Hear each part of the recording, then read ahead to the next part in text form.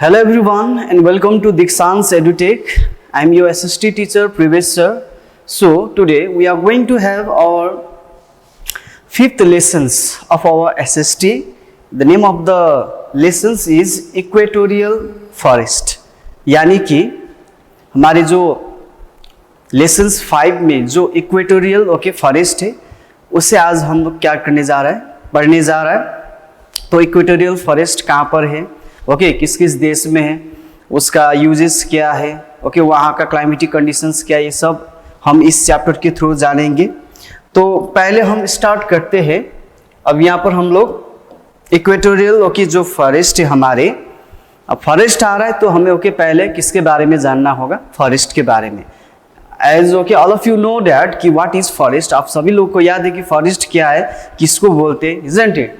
तो फिर भी हम बता रहे हैं यहाँ पर कि forest is an area of land, area of land which is dominated by trees. यानी कि सपोज मान लीजिए ये एक एरिया है, ठीक है, यहाँ पर बहुत सारा ट्रीज है, तो इसे हम बेसिकली क्या कहते हैं, फॉरेस्ट कहते हैं कि नहीं। ये तो फॉरेस्ट है, ये तो कोई भी कहते हैं। तो बहुत ही सिंपल डेफिनेशन है। यहाँ पर particular area which is covered with varieties of trees is called a forest. यहाँ पर फोटो में भी आप लोगों को दिखाई दे रहा है ना, यहाँ पर बहुत सारे ट्रीज। तो इसी को हम क्या कहते हैं, फॉरेस्ट कहते हैं। एंड बहुत सारे फॉरेस्ट का बहुत सारा टाइप्स है। नॉट ओनली इक्वेटोरियल फॉरेस्ट, जैसे ट्रॉपिकल फॉरेस्ट हो गया, मैनग्रोव फॉरेस्ट हो गया, तो बहुत सारे फॉरेस्ट है।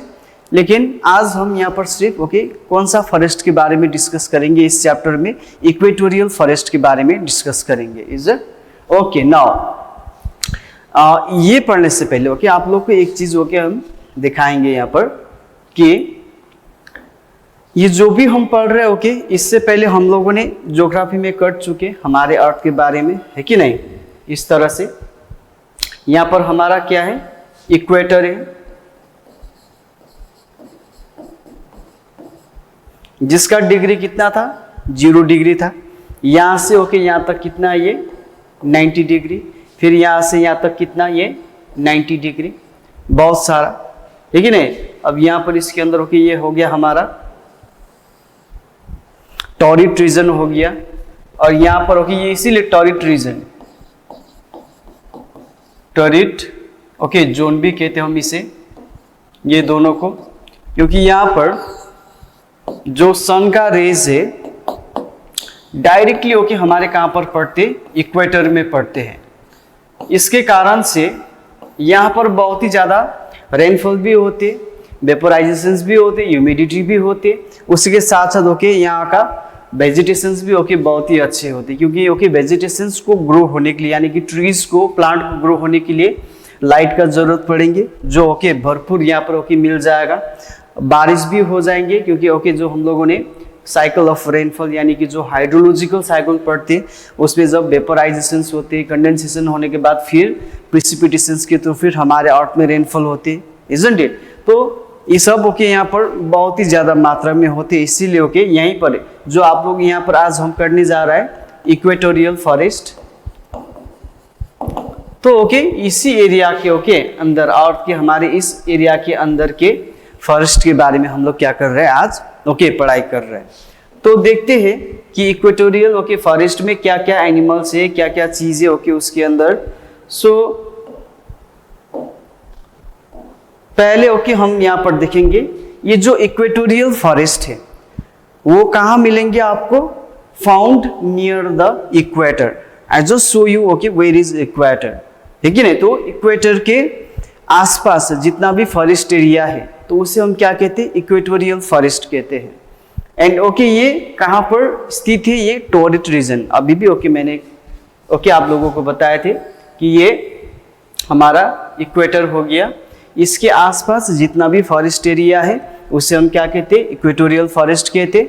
एंड ये कहाँ पर स्थित है, ये जिसको हम ये जो इसे हम क्या कहते हैं, ये इसे हम क्या कहते हैं, टॉरिड जोन कहते हैं। टॉरिड जोन जहाँ पर सन का बहुत सारा रेस, डायरेक्ट रेस यहाँ पर पड़ते हैं। एंड ये इसका अगर हम लोग देखते 1 डिग्री, तो 0 डिग्री से लेकर 10 degree north and south of the equator. Okay, तो यहां पर देखिए, सपोज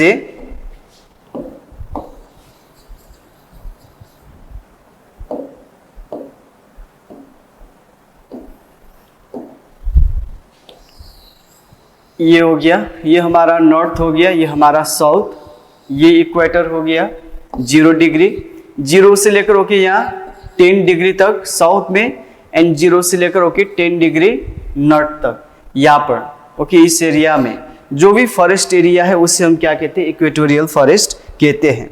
एंड ज्यादातर ओके ये देखिए साउथ अमेरिका में, साउथ अमेरिका के अंदर कोलंबिया में, ब्राजील, इक्वेडर, ओके, पेरू में ओके इक्वेटोरियल फॉरेस्ट मिलते हैं। अगर एशिया की बात करें, हमारा इंडिया भी एशिया के अंदर ही आते। इंडोनेशिया में, मलेशिया में ओके ज़्यादातर इक्वेटोरियल फॉरेस्ट मिलेंगे। अफ्रीका का बात करें, अफ्रीका में okay Cameroon, central African republic, equatorial Guinea, okay Gabon, okay democratic republic of Congo, तो यहाँ पर आप लोगों को क्या मिल जाएगा, इक्वेटोरियल फॉरेस्ट मिल जाएंगे।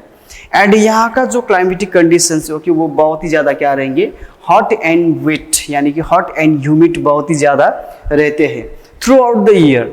अब क्यों रहते, क्योंकि ओके इसका explanation I give you that, okay क्योंकि इक्वेटर में सन का डायरेक्ट हीट एंड लाइट यानी कि ओके पड़ते हैं, इसके कारण से यहाँ का जो क्लाइमेटिक कंडीशन है वो बहुत ही ज़्यादा हॉट एंड ह्यूमिड रहेंगे। ठीक है, नाउ यहाँ पर देखिए, यहाँ पर ये जो ओके आप यहाँ पर देख रहे हैं ग्रीन कलर का, ये सब ये जो देख रहे हैं आप यहाँ पर भी इक्वेटोरियल फॉरेस्ट है, यहाँ पर ठीक है, यहाँ पर ये सब देखिए, सब ये किसके अंदर आ रहा है, हमारे इक्वेटर टॉरिड जोन में ही आ रहा है। ओके, तो इक्वेटोरियल फॉरेस्ट कहाँ पर है, near the equator. Okay, and ये कहाँ पर है, टॉरिड जोन में है। अगर ओके डिग्री के हिसाब से देखा जाए, लैटिट्यूड के हिसाब से देखा जाए तो 0 डिग्री से लेकर 10 डिग्री नॉर्थ एंड साउथ में जितना भी फॉरेस्ट एरिया है उसे हम क्या कहते हैं, इक्वेटोरियल फॉरेस्ट कहते हैं। साउथ अमेरिका में okay Colombia, Brazil, Ecuador and Peru में इक्वेटोरियल फॉरेस्ट मिलेंगे हमें। एशिया में इंडोनेशिया एंड मलेशिया में, इंडिया का भी ओके बहुत सारे ओके पार्ट्स में मिलते हैं इक्वेटोरियल फॉरेस्ट। उसी के साथ साथ अफ्रीका में Cameroon, central African republic, okay तो यहाँ पर मिलते हैं। एंड यहाँ का क्लाइमेटिक कंडीशंस बहुत ही क्या है, हॉट एंड ह्यूमिड है। एंड हॉट एंड ह्यूमिड इसीलिए क्योंकि हमारे ओके सन का रेस डायरेक्टली कहाँ पर पड़ते हैं, इक्वेटोरियल रीजन में पड़ते हैं। ठीक है, नाउ अब क्लाइमेटिक कंडीशंस देखते हैं। यहाँ पर देखिए climatic conditions of equatorial forest. यहाँ का climatic conditions hot and humid, humidity okay. अब हॉट तो आप लोगों को समझ में आ गया है, ह्यूमिड अगर समझ में नहीं आ रहा है ओके, जो चिपचिपाहट बहुत ज़्यादा होते हैं ना कभी कभी गर्मी के मौसम में एकदम से ओके, वो किसके कारण से होती है, वो वेपोराइजेशन के कारण से होते हैं ओके। जब बारिश हो जाती है उसके बाद धूप पड़ जाते, वहाँ से जो ओके वाफ यानी कि ओके जो वेपर निकलते उसके कारण से जो ह्यूमिडिटी बढ़ते हैं ना, तो उसी तरह का ओके ज़्यादा से ज़्यादा ओके बहुत ही ज़्यादा ह्यूमिड और क्लाइमेटिक कंडीशंस हमें कहाँ पर देखने को मिलते, इक्वेटोरियल फॉरेस्ट में या तो इक्वेटोरियल रीजन में देखने को मिलते हैं। एंड यहाँ का जो डे एंड नाइट ऑलमोस्ट क्या होते, इक्वल होते। क्यों, क्योंकि सब ओके ये किसके कारण, ये इक्वेटोरियल रीजन में सन का direct heat and light okay कहाँ पर पड़ते हैं, equally heat and light equatorial region में पड़ने के कारण यहाँ का डे एंड नाइट ऑलमोस्ट क्या रहते, इक्वल ही रहते हैं। उसके बाद ह्यूमिडिटी ओके, जो ह्यूमिडिटी ओके ह्यूमिडिटी बहुत ही ज़्यादा क्या होती है, हाई होते हैं। वो किसके कारण हाई हो रहा है, क्योंकि high evaporation rate from large river, क्योंकि वहाँ पर बहुत सारा नदियाँ भी है ओके, पॉन्ड्स है, सी है। उसके साथ साथ ट्रांसपीरेशंस ओके फ्रॉम प्लांट। अब what is transpirations okay from plant, ये भी हम वहाँ पर यहाँ पर देखेंगे। यहाँ पर देख रहे हैं, अब इवापोरेशंस तो आप लोगों को याद हो ही गया है कि नहीं। सपोज मान लीजिए वहाँ पर रिवर है ओके, वहाँ पर पॉन्ड्स है, पानी है, पानी में ओके एकदम सन का रेस बहुत ही ज़्यादा पड़ रहा है, वहाँ पर ज़्यादा इवापोरेशंस हो जाएंगे। एंड उससे ओके हमारे क्या हो जाती, ह्यूमिडिटी बहुत ही क्या हो जाते, बढ़ जाते। उसके साथ साथ ट्रांसपीरेशंस का यहाँ पर देखिए फोटो में, ट्रांसपिरेशंस क्या है?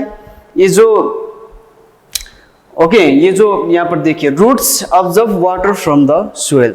उसके बाद ये जो पानी है, ये जो वाटर है, यहाँ पर जो वो यूज करेंगे, जो यूज नहीं हुआ है वो क्या हो जाते, इवापोरेट हो जाते। किसके कारण से? सनलाइट के कारण से, जिसको हम क्या कहते हैं, ट्रांसपिरेशंस कहते हैं। एंड इसके थ्रू भी यहाँ पर बहुत सारा प्लांट्स है, बहुत ही large varieties of trees are found in the equatorial forest, यानी कि बहुत सारा फॉरेस्ट होने के कारण वो जो प्लांट्स क्या कर रहा है, ट्रांसपिरेशंस कर रहा है, उसके कारण से भी यहाँ का ह्यूमिडिटी बहुत ही क्या हो रहा है, हाई हो रहा है।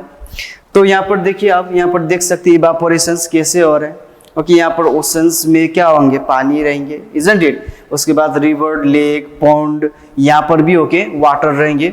वाटर में सन का हीट एंड लाइट पड़ेंगे तो वो इवापोरेट होने लगेंगे। एंड इवापोरेशंस के कारण यहाँ पर बहुत ही ज़्यादा क्या हो जाते, ह्यूमिडिटी हाई हो जाते। सो इसीलिए क्लाइमेट ऑफ इक्वेटोरियल फॉरेस्ट का इंपॉर्टेंट क्या है, हॉट एंड ह्यूमिड।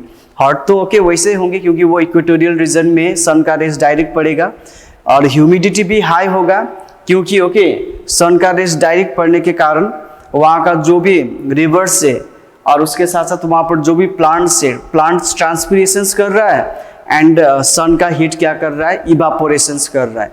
एंड वही वेपर के कारण यहाँ का ह्यूमिडिटी बहुत ही ज्यादा क्या हो जाते, हाई हो जाते। ठीक है, नाउ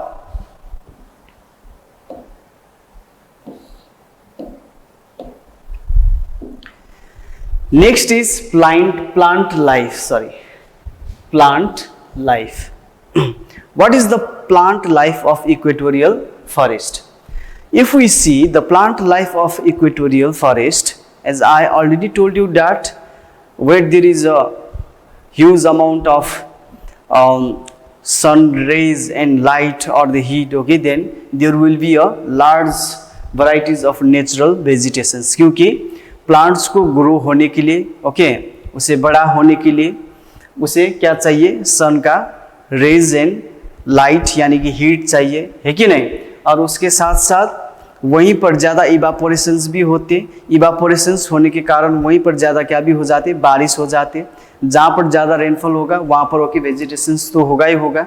इसीलिए अगर हम लोग इक्वेटोरियल फॉरेस्ट का प्लांट लाइफ के बारे में देखें, प्लांट लाइफ के बारे में, तो large varieties of natural vegetations यानी कि large varieties of trees are found in equatorial forest.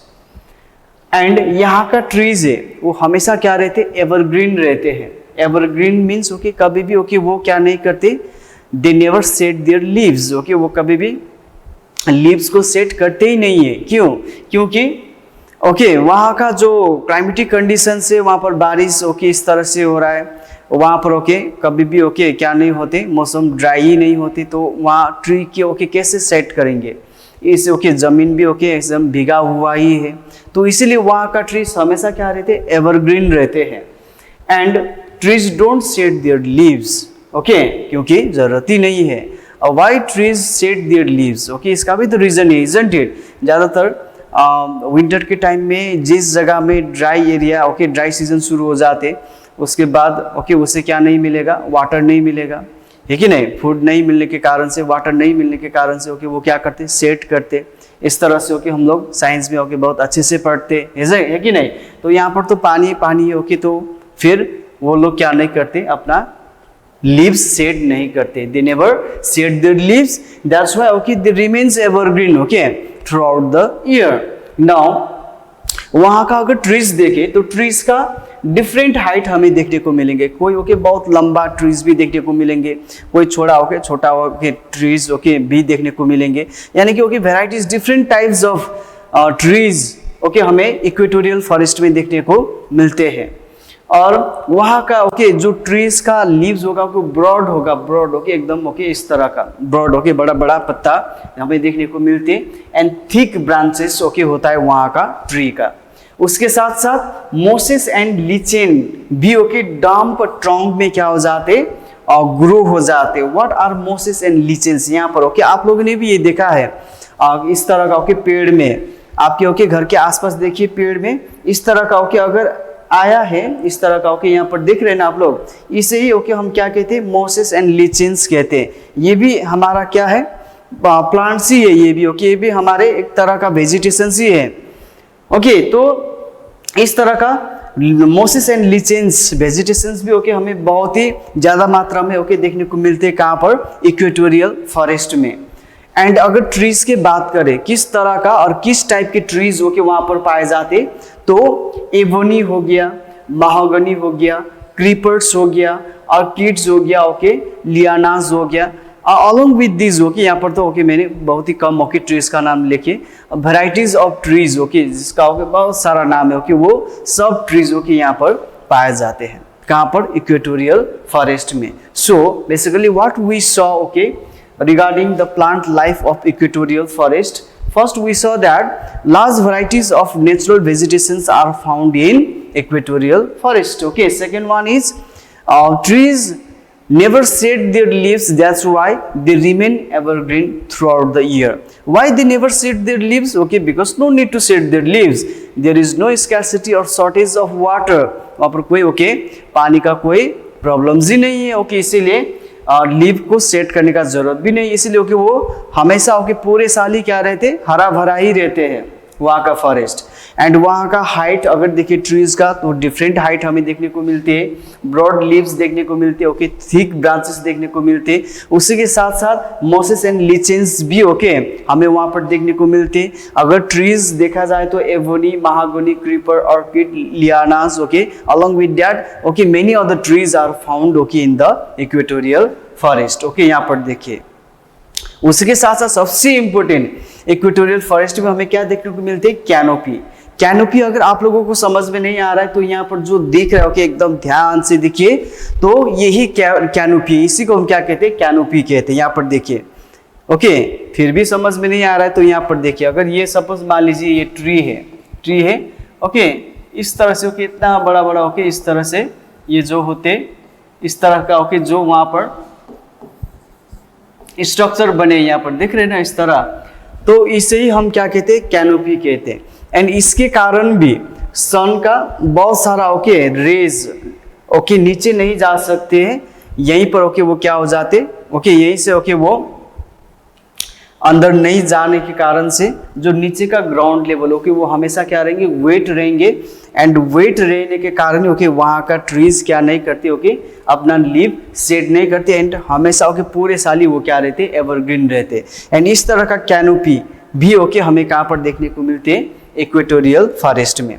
Equatorial forest are very useful okay, बहुत ही यूजफुल है। जैसे अगर हम लोग महागनी एंड एबोनी का बात करें, ये बहुत सारे इंडस्ट्री में ओके रॉ मटेरियल क्या कर रहा है, सप्लाई कर रहा है। जैसे ओके आज अगर हम लोग बात करें, बहुत सारे इंस्ट्रूमेंट हो गया, यूकेलेले हो गया ओके, उसके बाद गिटार्स हो गया, वायलिन हो गया ओके, ये जो भी हमारे इंस्ट्रूमेंट बनते, तो इसी तरह से ओके रोजवुड हो गया, बेसवुड हो गया, महागनी हो गया, एबोनी हो गया ओके, इसका वुड का ही ओके हम क्या करते बनाते हैं। तो ये बहुत ही यूजफुल है ओके। इसके साथ साथ बहुत सारे ओके यहाँ का प्रोडक्ट ओके हम क्या कर सकते, यूज कर सकते। उसके साथ साथ ये हमें क्या प्रोवाइड करते, ऑक्सीजन तो प्रोवाइड करते ही है। उसके साथ साथ ओके एयर को मॉइस्चराइजर यानी कि ओके मॉइस्चर भी ओके करवाते फॉरेस्ट, यू नो डैट। उसके बाद थिक क्लाउड भी ओके ये क्या करते, फॉर्म करते हैं ओके, ये जो इक्वेटोरियल फॉरेस्ट है। एंड हैवी प्रिसिपिटेशंस भी करते ये, which we already discussed earlier है कि नहीं, क्योंकि वहाँ पर सन का डायरेक्ट रेज पड़ते हैं, इसके कारण से इवापोरेशंस होते एंड ओके ज़्यादा मात्रा में रेनफॉल भी वहाँ पर होते एंड उसी के कारण वहाँ पर बहुत सारा ओके वेराइटीज ऑफ वेजिटेशंस भी क्या हो जाते, ग्रो हो जाते। इसीलिए इक्वेटोरियल फॉरेस्ट को ओके हम लोग क्या भी कहते हैं, रेन फॉरेस्ट भी कहते हैं। क्या भी कहते हैं, रेन फॉरेस्ट भी कहते हैं। Got it okay. अब कंफ्यूज नहीं होने आप लोगों को, रेन फॉरेस्ट का मतलब ही क्या है, इक्वेटोरियल फॉरेस्ट हो गया। इक्वेटोरियल फॉरेस्ट कहाँ पर है, वो इक्वेटर के आसपास है, 0 से लेकर 10 डिग्री नॉर्थ, 0 से लेकर 10 डिग्री साउथ, उसके आसपास जितना भी फॉरेस्ट एरिया है उसे हम क्या कहते हैं, इक्वेटोरियल फॉरेस्ट कहते हैं। ओके नाउ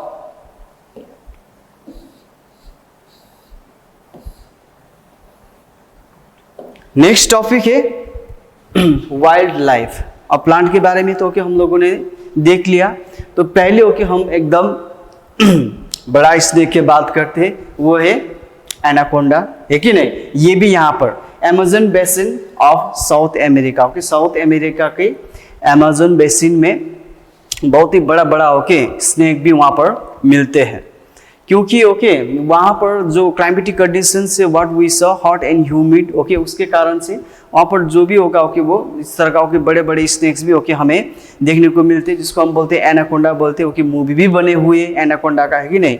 अगर आप लोग ने नहीं देखा है तो देख सकते हो कि इतना बड़ा बड़ा ओके जो लोगों को ही खा रहा है, ओके इस तरह का ओके बड़ा बड़ा स्नेक्स भी वहाँ पर हमें देखने को मिलते हैं। एनाकोंडा हो गया, जैसे okay Congo basin of west central Africa में हमें चिंपांजी यानी कि ओके गोरिल्ला भी ओके देखने को मिलते हैं। यहाँ पर दिख रहे हैं ना, ये भी वहाँ पर इक्वेटोरियल फॉरेस्ट में हमें देखने को मिलेगा। Okay large varieties of animals are found in this forest, यानी कि बहुत ओके बहुत प्रकार के डिफरेंट टाइप्स ऑफ एनिमल्स वहाँ पर हमें देखने को मिलते हैं। अब फॉरेस्ट एरिया है तो ओके वहाँ पर एनिमल्स तो जरूर होंगे, है कि नहीं।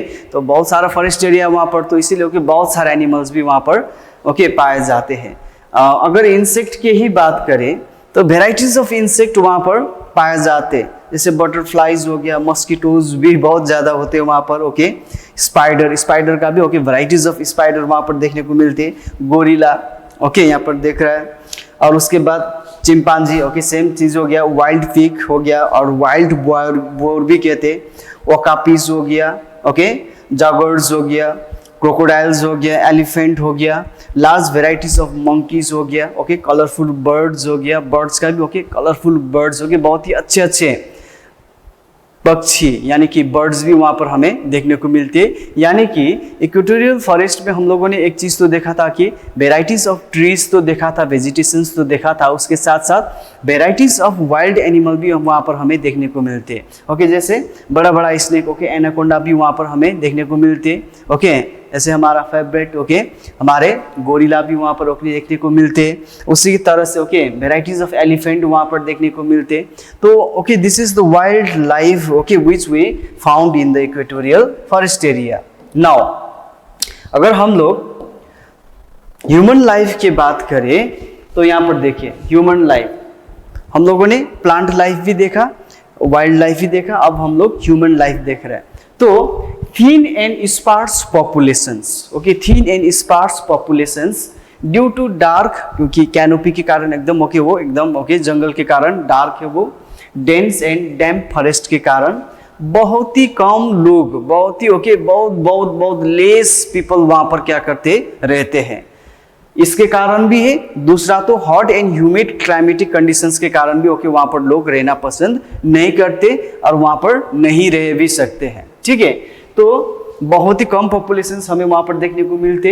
अगर ओके पॉपुलेशंस हम लोग देखना चाहते तो अमेज़न बेसिन में हम देख सकते, कहीं very few populations Congo basin में देख सकते, इंडोनेशिया में देख सकते एंड फिलीपींस में देख सकते हैं। एंड ट्राइबल पीपल ज्यादातर ओके यहाँ पर रहते हैं। ट्राइबल पीपल जैसे बांटूस हो गया, पिग्मीज ओके हो गया, और उसके बाद सेमांग्स हो गया ओके, और उसके बाद एमाजोनियन ओके इंडियंस हो गया, कुबूस हो गया। So all these are the tribal people who live in the okay equatorial area और ओके इन दिस रीजन, ये रीजन में इस तरह का ट्राइबल पीपल यहाँ पर रहते हैं। यहाँ पर दिख रहे हैं ना ये सब ओके ये ट्राइबल पीपल हैं एंड यही ट्राइबल पीपल ओके वहाँ पर रहते हैं। जैसे बंटूस हो गया ओके, ये हो गया अब लोग का ये पिग्मीस हो गया ओके, इसी तरह से सेमांग्स हो गया, सेमांग्स हो गए यहाँ पर ओके। इस तरह से ओके वो लोग इस तरह का ओके घर बनाकर वहाँ पर रहते, क्योंकि it's hard to live okay in this area because of the climatic conditions okay. वहाँ पर बारिश तो होते, पानी का भी कोई प्रॉब्लम नहीं है, लेकिन वहाँ का जो क्लाइमेटिक कंडीशंस है ओके वो बहुत ही ज़्यादा क्या होते हैं, हॉट एंड ह्यूमिड होते हैं। इसके कारण से ओके लोग वहाँ पर क्या नहीं करना चाहते, सेटल्ड होना नहीं चाहते okay. So these are the human life okay, very less populations live in the equatorial region. अगर एग्रीकल्चर की बात करें तो दो प्रकार के एग्रीकल्चर वहां पर करते हैं वहां के लोग, जो ट्राइबल पीपल वहां पर रहते। एक तो शिफ्टिंग कल्टीवेशंस करते ओके, दूसरा क्या करते प्लांटेशन एग्रीकल्चर करते। तो फर्स्ट ओके हम लोग देखते हैं यहाँ पर शिफ्टिंग कल्टीवेशंस क्या है। शिफ्ट का मतलब क्या है? ओके शिफ्ट का मतलब है मूव होना, यानी कि ओके शिफ्ट का मतलब यहाँ से दूसरे जगह क्या होना, शिफ्ट होना। तो जो वो कल्टीवेशंस ओके वो लोग क्या करते, शिफ्ट करके करते, उसी को क्या करते, शिफ्टिंग कल्टीवेशंस कहते हैं। अब कैसे वो लोग शिफ्ट करते हैं यहाँ पर देखिए।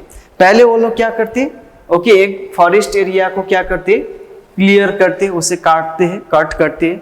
उसके बाद उसे क्या बनाते, कल्टीवेबल लैंड बनाते। ओके लैंड बनाकर वहां पर क्या करते, वो लोग कल्टीवेशंस करते हैं, यहाँ पर खेती करते हैं। लेकिन ओके कितने समय तक करेंगे, 2 साल या तो 3 साल तक ओके वो लोग वहां पर खेती करेंगे।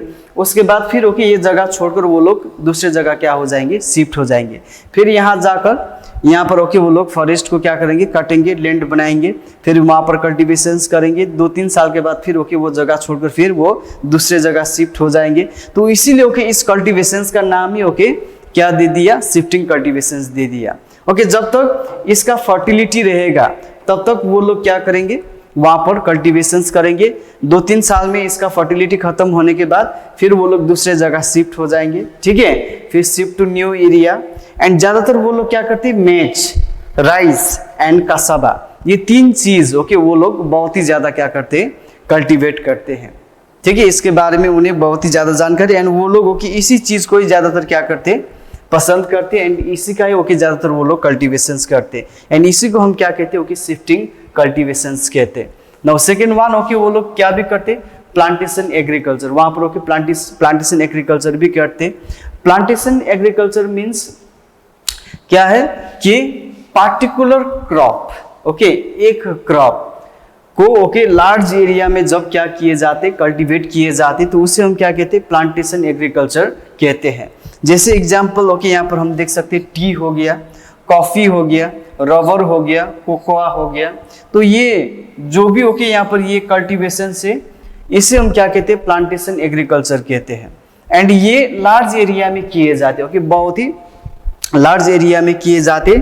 एंड बेसिकली ओके इसका मेन उद्देश्य क्या है, कमर्शियल, ओके कमर्शियल एग्रीकल्चर है। कमर्शियल एग्रीकल्चर मीन्स जिस खेती को ओके जब हम खेती करते पैसे कमाने के लिए, तो उस एग्रीकल्चर को क्या कहते हैं, उस खेती को क्या कहते हैं, कमर्शियल एग्रीकल्चर कहते हैं।